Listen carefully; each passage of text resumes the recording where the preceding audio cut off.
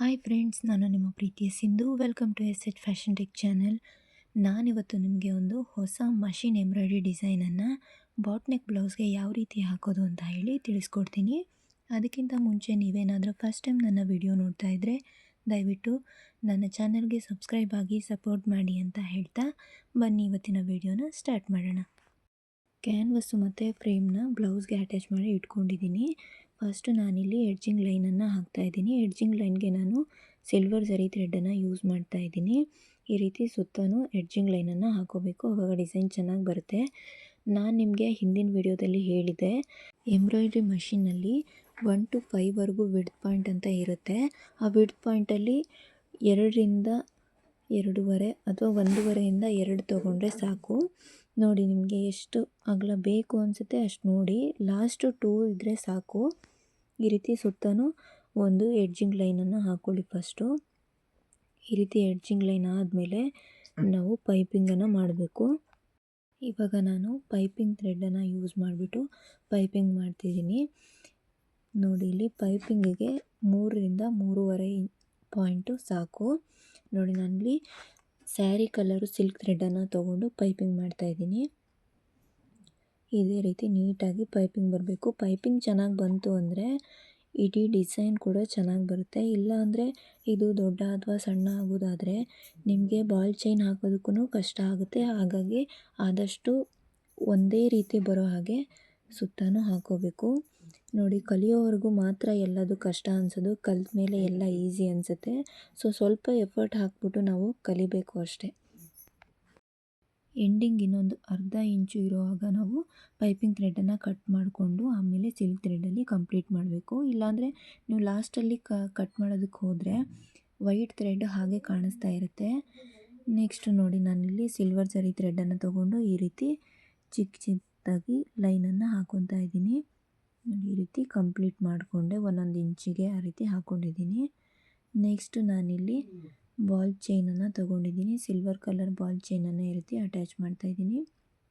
Ball ಚೈನಿಗೆ ನೋಡಿ, ಒಂದು 2 centimetre ಆಗುವಷ್ಟು ಗ್ಯಾಪ್ ಬಿಟ್ಕೊಂಡ್ರೆ ಸಾಕಾಗಿರುತ್ತೆ. ನೀವು ಅದೇ ರೀತಿ ನಾನಿಲ್ಲಿ ಸುತ್ತಲೂ ಬಾಲ್ ಚೈನ್ನ ತೊಗೊಂಡು ಹಾಕ್ತಾಯಿದ್ದೀನಿ. ಇದಕ್ಕೆ 1.5 ಅಷ್ಟು ಸಾಕು ಬಿಡ್ತು. ನೋಡಿ, ಎರಡೂ ಕಡೆಗೂ ನಾನು ಈ ರೀತಿ ಬಾಲ್ ಚೈನನ್ನು ಅಟ್ಯಾಚ್ ಮಾಡ್ತಾಯಿದ್ದೀನಿ. ಬಾಲ್ ಚೈನ್ ಹಾಕುವಾಗ ಸ್ವಲ್ಪ ಹುಷಾರಾಗಿರಿ, ಯಾಕಂದರೆ ಸೂಜಿಗೆ ಹೊಡೆದ್ರೆ ಸೂಜಿ ಕಟ್ಟಾಗುತ್ತೆ, ಸುಮ್ಮನೆ ಮಷಿನ್ಗೆ ಪ್ರಾಬ್ಲಮ್ ಆಗುತ್ತೆ. ಆದಷ್ಟು ಬಾಲ್ ಚೈನ್ ಹಾಕೋವಾಗ ಕೇರ್ಫುಲ್ಲಾಗಿರಿ. ಇದಾದಮೇಲೆ ನಾನು ಸಿಲ್ವರ್ ಝರಿ ಥ್ರೆಡ್ನಲ್ಲೇ ಹಾಫ್ ಮೂನ್ ಶೇಪನ್ನು ಹಾಕ್ತಿದ್ದೀನಿ, ಅಂದರೆ ಅರ್ಧ ಚಂದ್ರಾಕಾರ ಶೇಪನ್ನು ಹಾಕ್ತಾಯಿದ್ದೀನಿ. ನೋಡಿ, ಇದೇ ರೀತಿ ಶೇಪನ್ನು ಹಾಕೋಬೇಕು. ಈ ಶೇಪನ್ನು ಮಾಡೋದಕ್ಕೆ 1ರಿಂದ 3ವರೆಗೂ ಪಾಯಿಂಟ್ ಬೇಕಾಗುತ್ತೆ, ವಿಡ್ತ್ ಪಾಯಿಂಟು. ಸ್ಟಾರ್ಟಿಂಗಲ್ಲಿ 1ಇಂದ ಶುರುವಾಗಿ ಮಿಡಲಲ್ಲಿ 3ಗೆ ಬರುತ್ತೆ, ಮತ್ತು ಮಿಡಲಿಂದ ಎಂಡಿಂಗಿಗೆ 1ಗೆ ಬಂದು ನಿಲ್ಲುತ್ತೆ. ಇದೇ ರೀತಿ ನಾವು ಪ್ರಾಕ್ಟೀಸ್ ಮಾಡ್ಕೋಬೇಕು ಚೆನ್ನಾಗಿ, ಆವಾಗ ಶೇಪ್ ನೀಟಾಗಿ ಬರುತ್ತೆ. ಇಲ್ಲಾಂದರೆ ಒಂದು ಚಿಕ್ಕದು ದೊಡ್ಡದು ಆ ರೀತಿ ಆಗುತ್ತೆ. ನೋಡಿ, ಈ ರೀತಿ ಕಂಪ್ಲೀಟ್ ಮಾಡ್ಕೋಬೇಕು. ಮತ್ತು ನಾನು ಸಿಲ್ವರ್ ಝರಿ ಥ್ರೆಡಲ್ಲಿ ಈ ರೀತಿ ರೌಂಡ್ ಶೇಪನ್ನು ಮಾಡ್ತಿದ್ದೀನಿ, ಹಾಫ್ ರೌಂಡ್ ಶೇಪನ್ನು ಮಾಡ್ತಾ ಹೋಗ್ತಾಯಿದ್ದೀನಿ. ಇದೇ ರೀತಿ ಸುತ್ತಲೂ ಮಾಡ್ಕೋಬೇಕು.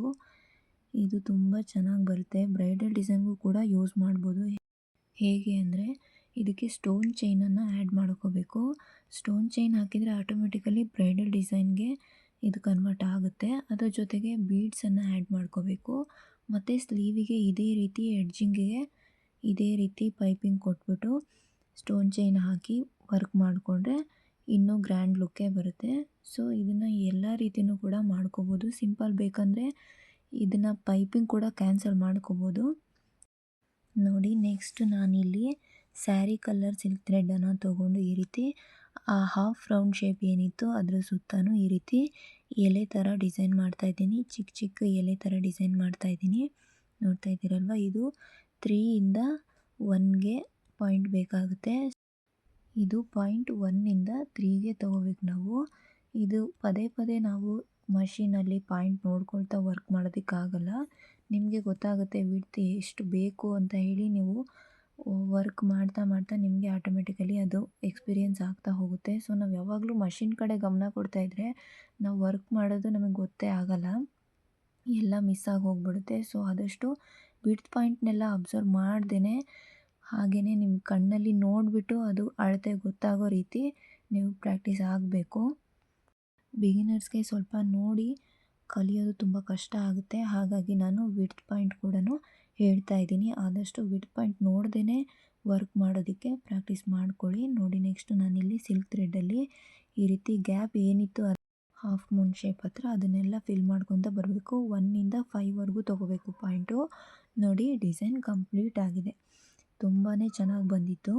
ನೋಡಿ ನೆಕ್ಸ್ಟ್ ನಾನಿಲ್ಲಿ ಫ್ರಂಟ್ಗೆ ಅದೇ ರೀತಿ ಫಸ್ಟು ಎಡ್ಜಿಂಗ್ ಲೈನನ್ನು ಹಾಕ್ಕೊಂಡೆ. ಅದಾದಮೇಲೆ ಪೈಪಿಂಗ್ ಥ್ರೆಡ್ಡಲ್ಲಿ ಪೈಪಿಂಗ್ ಹಾಕ್ಕೊಂಡು ನೆಕ್ಸ್ಟು ಸಿಲ್ವರ್ ಝರಿ ಥ್ರೆಡ್ಡಲ್ಲಿ ಲೈನ್ಸ್ ಹಾಕಿದೆ. ಅದಾದಮೇಲೆ ಬಾಲ್ ಚೈನ್ಗಳನ್ನ ಆ್ಯಡ್ ಮಾಡಿ ಸಿಲ್ವರ್ ಝರಿಯಲ್ಲಿ ಹಾಫ್ ಮೂನ್ ಶೇಪು ಮತ್ತು ಹಾಫ್ ರೌಂಡ್ ಶೇಪನ್ನು ಮಾಡಿದ್ದೀನಿ. ಅದಾದಮೇಲೆ ಸಿಲ್ಕ್ ಥ್ರೆಡ್ಡಲ್ಲಿ ಲೀಫ್ನ ಮಾಡಿದ್ದೀನಿ.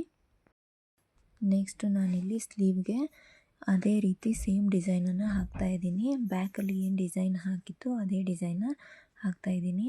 ಹಾಫ್ ಮೂನನ್ನು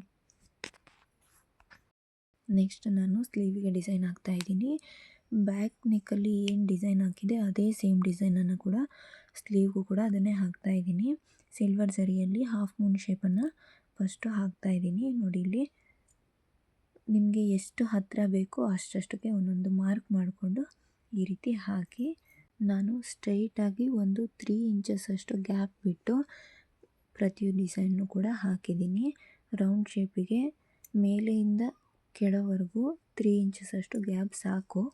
ನೋಡಿ ನಿಮಗೆ ತುಂಬ ದೂರ ಬೇಕು ಅಂದರೆ ಇನ್ನೂ ಗ್ಯಾಪ್ ಮಾಡ್ಕೊಳ್ಳಿ. ನೆಕ್ಸ್ಟ್ ನಾನು ಸಿಲ್ಕ್ ಥ್ರೆಡನ್ನು ತೊಗೊಂಡು ಅದೇ ರೀತಿ ಬ್ಯಾಕಲ್ಲಿ ಯಾವ ರೀತಿ ಲೀಫನ್ನು ಮಾಡಿದ್ವಿ ಅದೇ ರೀತಿ ಲೀಫನ್ನು ಇಲ್ಲಿ ಮಾಡ್ತಾಯಿದ್ದೀನಿ. ನೋಡಿ ಇದು ನಾವೇನಾದರೂ ಸ್ಲೀವ್ ಎಡ್ಜಿಗೆ ಇದೇ ಡಿಸೈನನ್ನು ಸೇಮ್ ಬ್ಯಾಕಲ್ಲಿ ಏನು ಡಿಸೈನ್ ಮಾಡಿದ್ವಿ ಅದೇ ಡಿಸೈನನ್ನು ಎಡ್ಜಲ್ಲಿ ಅದೇ ರೀತಿ ಮಾಡಿದರೆ ಇದು ಬ್ರೈಡಲ್ ಡಿಸೈನ್ ಥರನೇ ಆಗುತ್ತೆ. ಅಷ್ಟು ಗ್ರ್ಯಾಂಡ್ ಲುಕ್ ಕೊಡುತ್ತೆ. ಜೊತೆಗೆ ಸ್ಟೋನ್ ಚೈನು ಮತ್ತು ಬೀಡ್ಸನ್ನು ನಾವು ಆ್ಯಡ್ ಮಾಡ್ಕೋಬೇಕು. ಈ ರೀತಿ ಮಾಡಿದ್ರೆ ಕಸ್ಟಮರ್ ಅಂತೂ ತುಂಬಾ ಖುಷಿ ಆಗ್ತಾರೆ. ನೀವು ಸಿಂಪಲಾಗಿ ಮಾಡಬೇಕು ಅಂತ ಅಂದ್ಕೊಂಡ್ರೂ ಕೂಡ ಇದು ಗ್ರ್ಯಾಂಡಾಗೇ ಆಗುತ್ತೆ. ಅಷ್ಟು ಚೆನ್ನಾಗಿ ಬರುತ್ತೆ ಡಿಸೈನು. ಸ್ವಲ್ಪ ಥ್ರೆಡ್ಡನ್ನು ಜಾಸ್ತಿ ಯೂಸ್ ಮಾಡಿ ದಪ್ಪ ಬರೋ ರೀತಿ ಹಾಕಬೇಕು. ಇಲ್ಲ ತೆಳು ಆದರೆ ಬಟ್ಟೆ ಒಳಗಡೆ ಹಾಗೆ ಕಾಣಿಸ್ತಾ ಇರುತ್ತೆ. ಸೊ ಆದಷ್ಟು ನೀಟಾಗಿ ಫಿನಿಶಿಂಗ್ ಕೊಡೋದಕ್ಕೆ ಟ್ರೈ ಮಾಡಿ. ಕಸ್ಟಮರ್ ಮತ್ತೆ ನಮ್ಮ ಹತ್ರ ಬರಬೇಕು ಅಂದರೆ ಅವ್ರು ನಮ್ಮ ಫಿನಿಶಿಂಗ್ ನೋಡಿನೇ ಬರೋದು. ಸೊ ಆದಷ್ಟು ಫಿನಿಶಿಂಗ್ ಕೊಡೋದಕ್ಕೆ ಟ್ರೈ ಮಾಡಿ. ನೋಡಿ ಇಲ್ಲಿ ಉಳಿದಿರುತ್ತಲ್ಲ ಆ ದಾರನ ಕಟ್ ಮಾಡಿ ತೆಗಿಬೇಕು. ಹುಷಾರಾಗಿ ಕಟ್ ಮಾಡಬೇಕು. ನೋಡಿ ಇಲ್ಲಿ ಇವಾಗ ಡಿಸೈನ್ ಕಂಪ್ಲೀಟ್ ಆಯಿತು. ಸೊ ಫೈನಲ್ ಆಗಿ ಡಿಸೈನ್ ಈ ರೀತಿ ಬಂದಿದೆ. ತುಂಬ ಬ್ಯೂಟಿಫುಲ್ಲಾಗಿ ಬಂದಿತ್ತು. ಕಸ್ಟಮರ್ ಅಂತೂ ತುಂಬಾ ಖುಷಿಯಾದರು. ಸೊ ಇದೇ ರೀತಿ ವಿಡಿಯೋಸ್ ನಿಮಗೆ ಬೇಕಂದರೆ ದಯವಿಟ್ಟು ಸಪೋರ್ಟ್ ಮಾಡಿ. ಈ ವಿಡಿಯೋ ನಿಮಗೇನಾದರೂ ಇಷ್ಟ ಆಗಿದರೆ ದಯವಿಟ್ಟು ಲೈಕ್ ಮಾಡಿ, ಸಪೋರ್ಟ್ ಮಾಡಿ, ಶೇರ್ ಮಾಡಿ ಅಂತ ಹೇಳ್ತಾ okay friends, bye. See the next video.